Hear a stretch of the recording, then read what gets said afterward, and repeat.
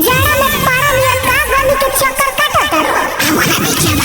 भाई लोग बकचोदी करे से पहले एगो छोटा सा हमार परिचय बा।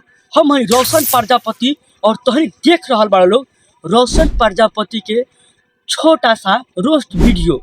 तो भाई लोग हमार वीडियो आवे में 2-4 दिन लेट फेट हो जाता, काहे से हमार साला कैमरा मैन बानू उ रसियन के चक्कर में पागल हो गई बाटे। काहे से जब से खेसारी भैया रसियन आएगी गाना लिया भाई न, वो गाना के सुन के सब पगला गई बाटे। तो भाई लोग ज़्यादा बकचोदी ना करते हुए डायरेक्ट गाना पर बात करता नहीं। तो भाई लोग रसियन आएगी के अपार सफलता के बाद हमार खेसारी भैया लिया दिले बाड़न शीत लहरी। गाना इतना मस्त बा भाई लोग कि ये ठंडा में बानू देह में साफ गर्मी लिया दिले बा।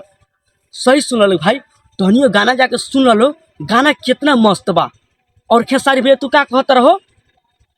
आहा खेसारी भैया बताव माल पटावे खातिर का दबावे के पड़ी?